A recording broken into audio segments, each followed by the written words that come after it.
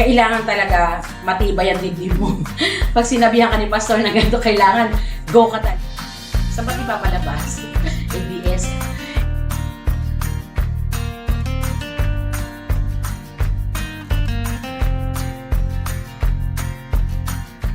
Okay, ako po si Sister Rowena Legaspi from na scenes ng Harvest. Ako na po yung tumata yung treasurer po ng Harvest Gospel Church. Can you describe yung first Sunday service niyo po? Paano po nagsimula ang Harvest? Ay nako, sobrang nare-remind ako nung since 2015, August 9 po, nag-start po ang Harvest. Doon po ito ginanap sa rooftop ng Ugong. So, nako, grabe yung sitwasyon nung time na yon kasi ang init talaga, wala kami aircon, ventilador lang, tapos yung mga ginamit namin doon is hiniram lang yun sa iba't ibang mga kapatiran din na nag-donate or yung pinagamit sa amin. And yung preparation, wala kami talagang chair. Wala kami chair. Ang chair na ginagamit namin doon is yung mga upuan ng barangay. Very blessed naman na nagawa namin yun kasi sa totoo lang, hindi pa yata yun talaga napapaupahan yung place na yun, ang time na. But then, yung hands of God, talagang nagkaroon kami ng pag-uusap na ito, dadating na Sunday na to, so let's go, dito tayo, ganyan.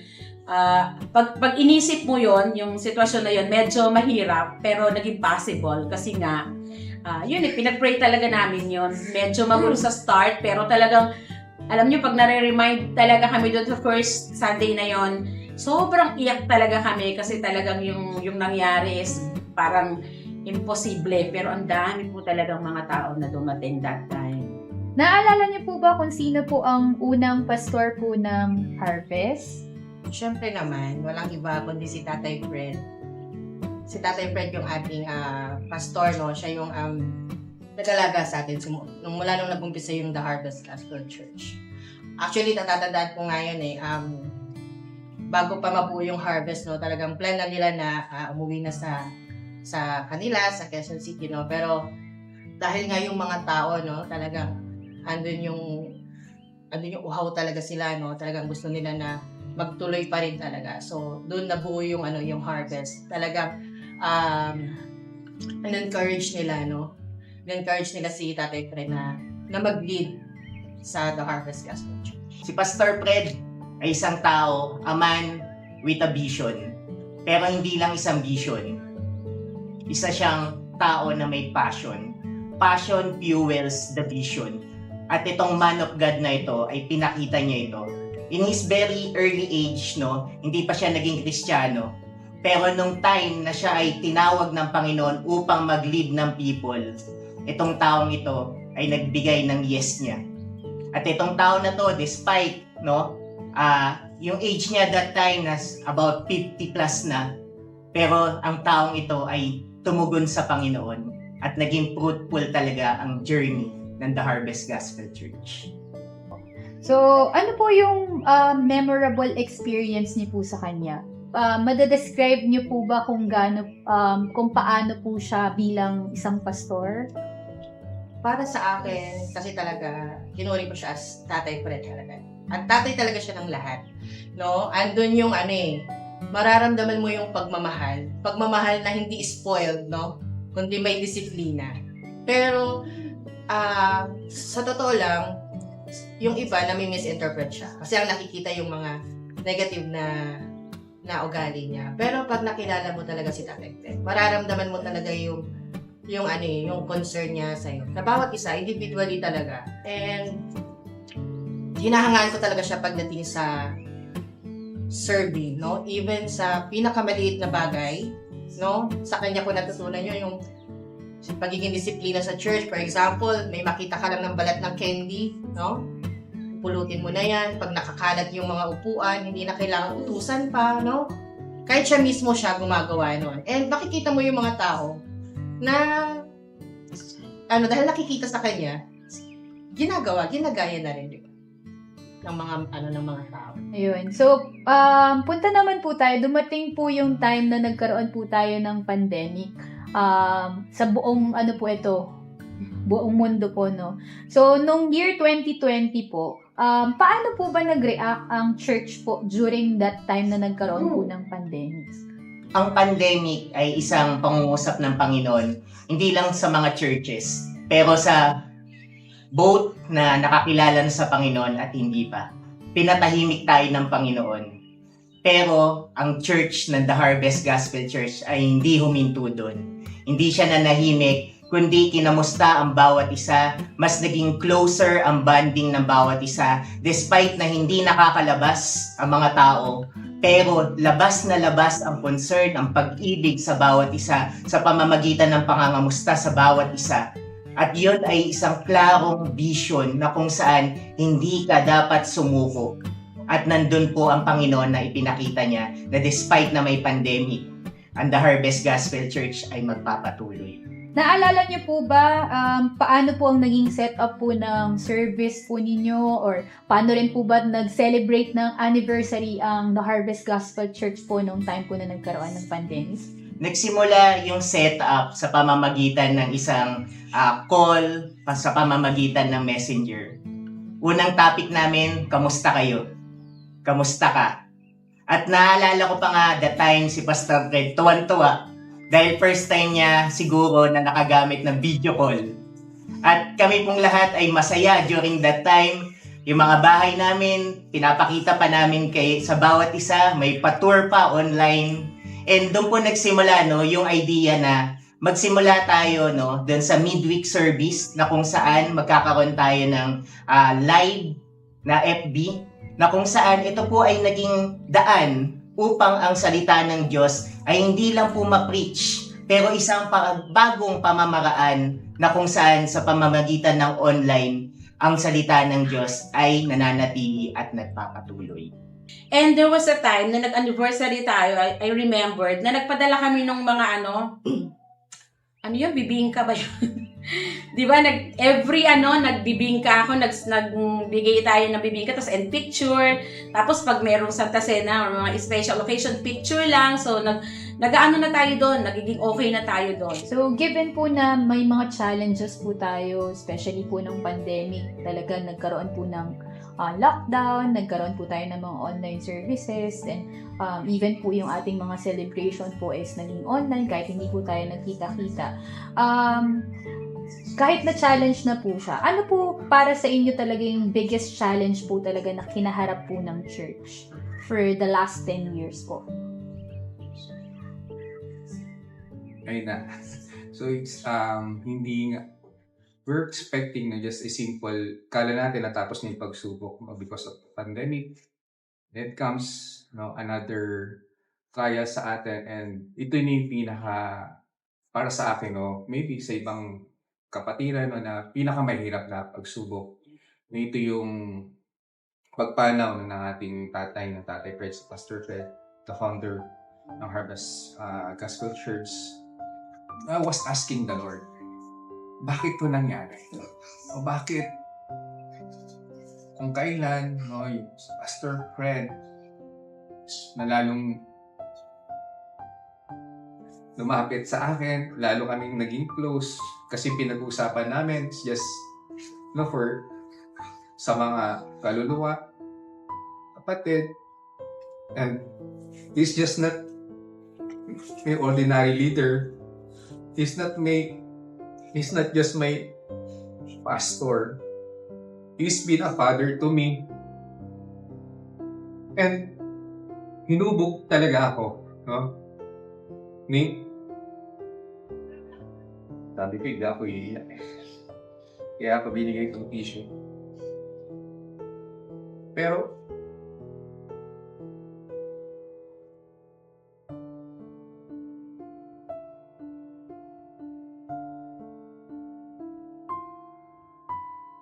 kaya ako nagpatuloy, umabot for 6 years before siya ulit ang Lord. Because of Him, na anak, maraming pagsubok, pero laban lang, bangon lang, and there's another situation na siya naman nawala. Napakahirap talaga na muli, paano yung susunod? Sino na mag-guide sa akin? Of course, I believe na nandiyan ang Panginoong Diyos, kasama po natin. But more than that, no, yung paano na, yung members, no, paano na yung ibang family, kung sino na mag-aalaga.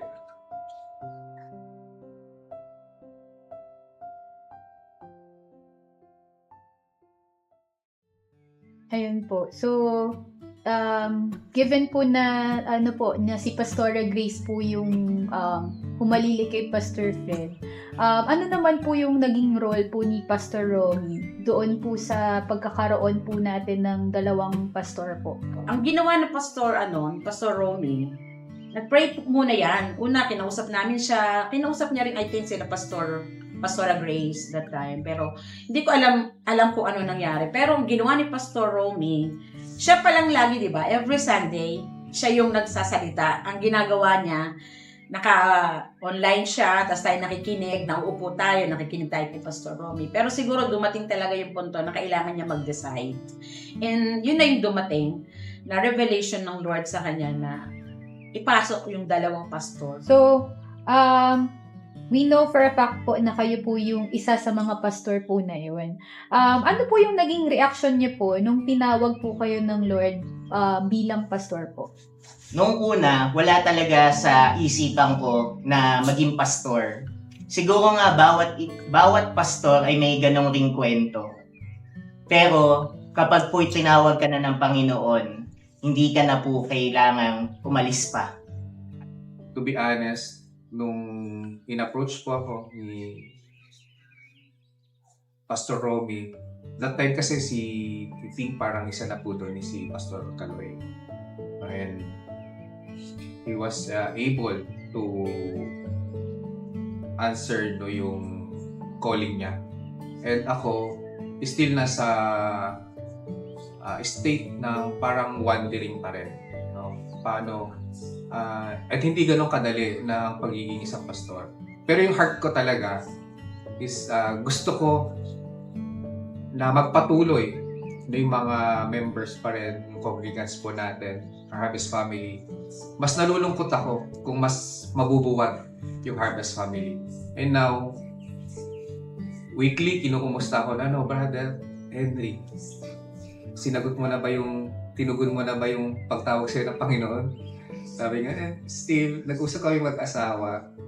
Pag tinanggap, sabi ng wife ko, sabi niya, kung tinanggap mo yan, dapat sigurado ka. No, dahil walang atrasan yan. And hindi biro-biro yung responsibility. It's your accountable with the Lord.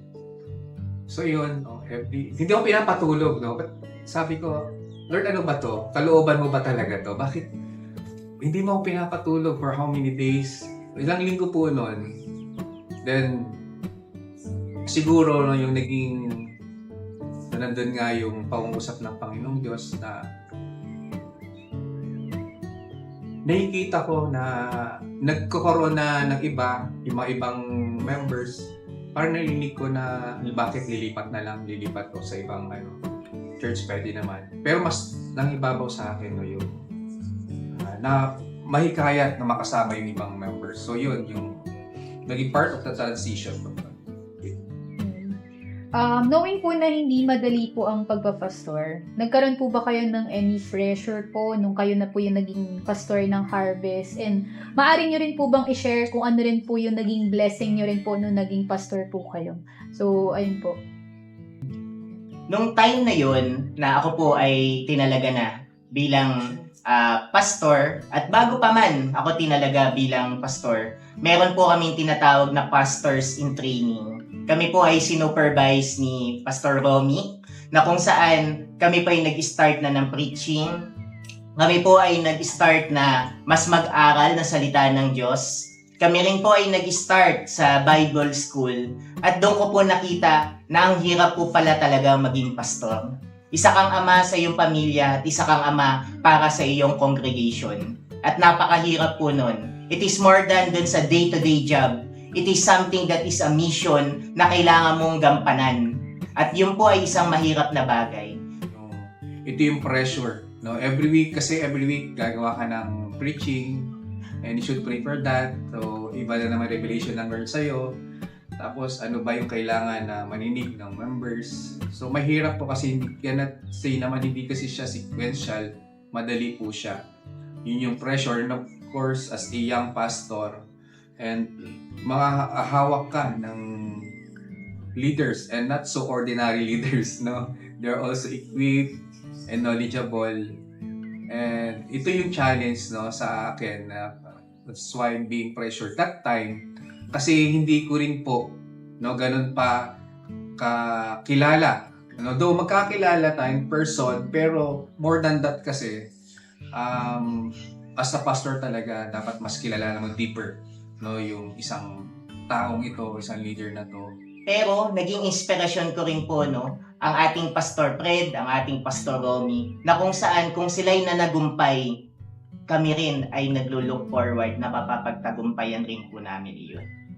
Sa dami po ng pinagdaanan po ng Harvest, ano po yung sa tingin po ninyong dahilan kung bakit nananatiling matatag po ang church? Siguro ang isang character ng church na to, ito ay motivated ng compassion at passion. Compassion kung saan meron tayong malasakit sa bawat isa. Nandito tayo hindi lang para sa ating sarili, pero nandito tayo dahil tinitignan natin ang church bilang isang pamilya. Tayo pong lahat dito ay pinagbuklod-buklod. Naaalala ko nga, there was a meeting during the time ni Pastor Fred, and dinescribe niya kung ano yung nakikita niya dito sa church. Sabi niya, this is a church that is being connected by God. Ibig kong sabihin, we are being connected by the Lord. Tayo po yung mga tamang taong iyon, na kung saan tayo po ay pinagbubuklod-buklod ng ating Panginoon. And kada kami ay pumupunta dito sa church, kami po ay masaya, kami po ay nagjo-joke, kami po ay talagang nangangumusta, at kami po ay talagang ginaganahan na every Sunday, kami po ay nagtitipon-tipon. Sa tingin po ninyo, kamusta naman po ang Harvest sa panahon po ngayon? Ngayon, sa ating 10th year, no, just like in the scripture, sabi nga, from infant food to solid food. No, there is a transition, no, and that transition is something that is great. Dahil po ang Panginoon hindi tayo binibigla, no? Before the Lord promotes, He prepares. At ganun din po yung motivation natin sa church. Season or out of season is still our harvest. And nakita ko na, sabi ko nga yung pagiging being resilient ng bawat isa, na naging manhid na tayo sa lahat ng pagsubok, and this is what the Lord's wanted us. Speaking of the best is yet to come, Pastor, ano po ang nilook forward niyo po for the next years ng Harvest?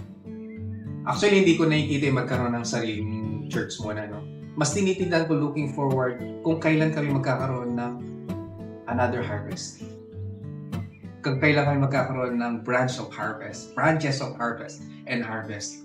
No, kasi no, ang bawat isa sa atin is ready na. We're just waiting for the perfect timing ng Panginoong Diyos. Ang nilook forward ko ay nawa, no, ay talagang magampanan po natin yung pinapagawa po sa atin ng Panginoon, and that is to go out. Lagi po nating tatandaan, ang harvest ay nagsimula because the harvest is plentiful, but the workers are few. Kaya po tayo nandito ngayon because the workers are here now. And what we need to do ay humayo. At ang Harvest Gospel Church ay isang church na para po sa tao na tinawag po ng Panginoon. So, for the last question po, in one word po, paano niyo po mailalarawan ang 10 years ng Harvest? Solid. Fighter talaga. Fun. Masasabi ko na maturing siya. At maraming years pang darating. Diba?